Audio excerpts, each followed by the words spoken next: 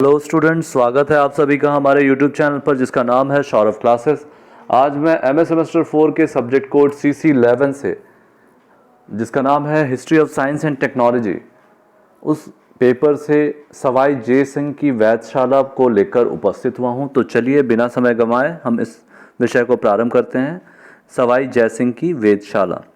राजा जय सिंह सवाई ने 18वीं शताब्दी में यंत्रों पर एक प्रबंध यंत्र प्रकार की रचना की।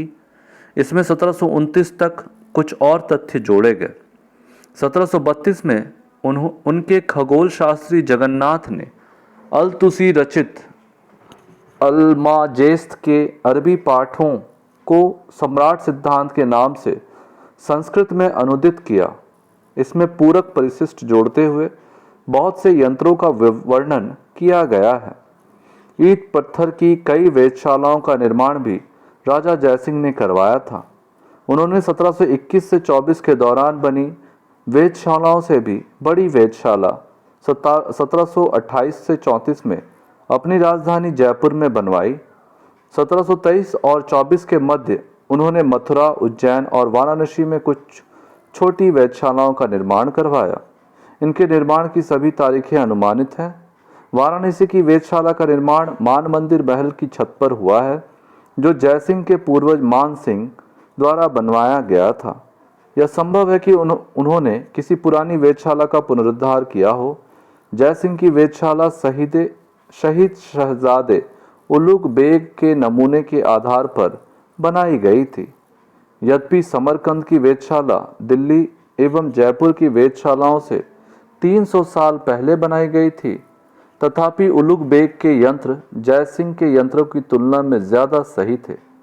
राजा जयसिंह की खगोल विज्ञान में विशेष रुचि थी, किंतु यह उनके लिए आश्रय भी था और संभवतः यह उनका एक राजनीतिक वक्तव्य भी हो। 1720 का साल मोहम्मद शाह के लिए हर्ष का वर्ष था, क्योंकि वह राजा बनाने वाले सामंतों के पंजों से मुक्त हो गए थे। 25 नवंबर 1720 को एक भव्य दरबार का आयोजन किया गया, जहां उन्होंने हिंदुओं पर लगाए जाने वाले जजिया कर को समाप्त करने का अभियान छोड़ा।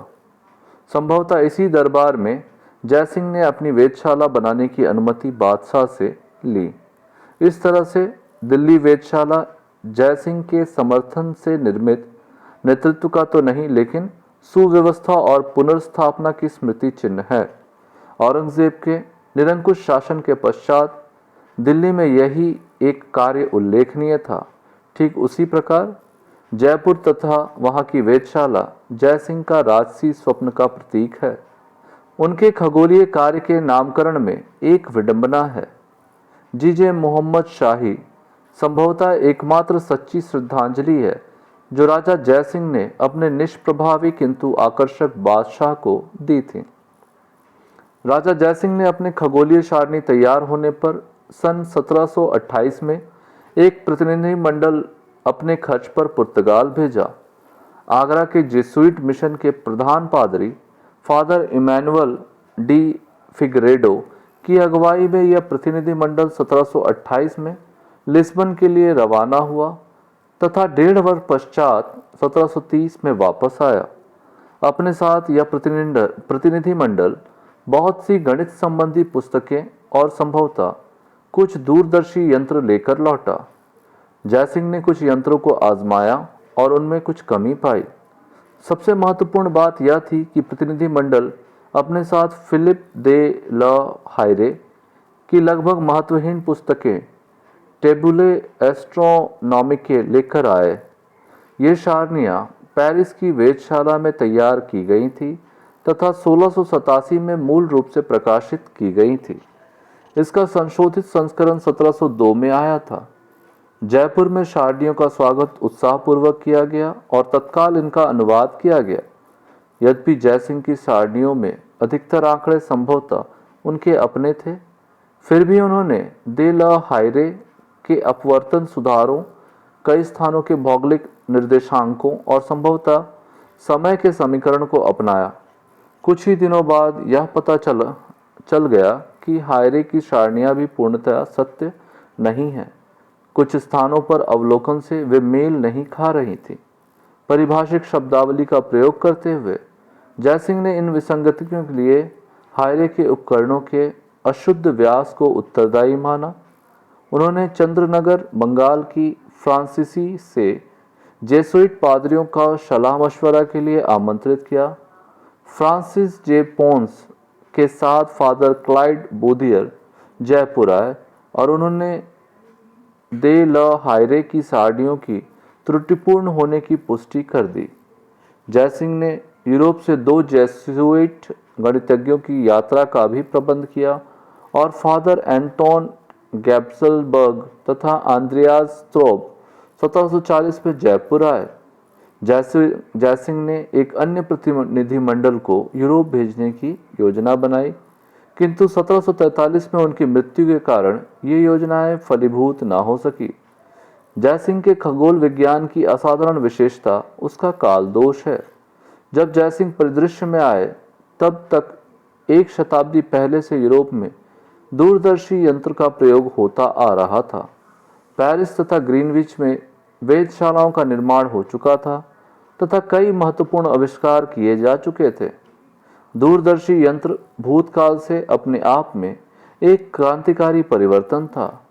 इसने खगोल विज्ञान को आंखों के दायरे से मुक्त किया, इसलिए यह भविष्य का एक महत्वपूर्ण यंत्र बन गया। पीतल तथा ईंट पत्थर के उपकरण पुराने होकर चलन से बाहर हो गए थे, भले ही वे प्रारंभिक दूरबीनों से ज्यादा बुरे भी नहीं थे। जयसिंह यूरोपीय विकास के महत्व को पहचानने में चूक गए। अपनी प्रेरणा के लिए समरकंद से परे दिखने की उनकी रत्ती भर आवश्यकता नहीं समझी। उनके लिए यूरोपीय खगोलशास्त्रीय यूरोप के उलूक बेग थे, जिनके परिणामों की तुलना उन्होंने अपने परिमाणों के साथ पूरी ईमानदारी से किया है। राजा जयसिंह की एक बड़ी भूल वैज्ञानिक परामर्श के लिए पुर्तगाल का चुनाव करना था। इनकी संपदा बहुत पहले ही भारत पहुंच चुकी थी तथा इसकी शैली का उपयोग मुगलों ने अपनी शान शौकत के लिए किया था। उच्च वैज्ञानिकता से वंचित पुर्तगाल जयसिंह को ज्ञान का कोई प्रकाश नहीं दे पाया। इसलिए नहीं कि यह कैथोलिक राज्य था, बल्कि इसलिए कि खगोल विज्ञान में इसका अस्तित्व नहीं के बराबर था। 18वीं शताब्दी का खगोल विज्ञान फ्रांस और इंग्लैंड का है। जयसिंह के लिए यह संभव था कि वह यूरोप की इस संपदा का अनुकरण करे तथा पेरिस और लंदन से कुछ अच्छी गुणवत्ता वाले यंत्र मंगवाए, प्रेक्षण में उनका उपयोग करे या फिर शाही दरबार में अपनी स्थिति का प्रयोग करते हुए किसी भी व्यापारिक कंपनी से बतौर उपहार खगोल विज्ञान के यंत्रों को प्राप्त करे। किंतु जयसिंह ने ऐसी इच्छा की ही नहीं। यदि उन्होंने ऐसा किया होता तो यह लाभकारी अनुभव होता। वह दक्षिण आकाश को परखने वाले प्रथम आधुनिक सुव्यवस्थित खगोलविद होते। राजा जयसिंह द्वारा बनाए गए विज्ञान की इमारतें शीघ्र ही नष्ट हो गई। 1745 में जयसिंह की मृत्यु के 2 वर्ष पश्चात मोहम्मद शाह ने फादर स्त्रोबल को दिल्ली आने का निमंत्रण दिया और उन्होंने दिल्ली की वेधशाला का कार्यभार संभालने के लिए कहा। उन्हें इन्हें इनकार कर दिया। 1764 में वेधशाला को नेस्त नाबूद कर दिया गया। यह तब हुआ जब भरतपुर के जाट राजा सूरजमल के पुत्र जवाहर सिंह ने दिल्ली को लूटा। इसके 150 से भी अधिक वर्षों के पश्चात 1911 में सम्राट जॉर्ज पंचम के दिल्ली दरबार के अवसर पर वेधशाला आकर्षक दिखे, इसलिए तत्कालीन जयपुर नरेश ने इसका पुनर्निर्माण किया। आज दिल्ली तथा जयपुर की वेधशालाएं जीर्ण शीर्ण दशा में हैं तथा सैलानियों की आकर्षण केंद्रों के अलावा कुछ नहीं है। जयसिंह द्वारा किए गए वैज्ञानिक प्रयत्नों के लिए, जो हालांकि बड़े पैमाने पर अप्रासंगिक थे, इससे बड़ी विडंबनापूर्ण बात क्या होगी कि उनके पोते ने उनकी वेधशाला को तोपों के कारखानों में बदल दिया और पूर्वजों की 400 किलोग्राम की पीतल की एस्ट्रोलैब को निशाना साधने के काम में लिया। इस प्रकार से यह विषय यहीं समाप्त होता है। धन्यवाद।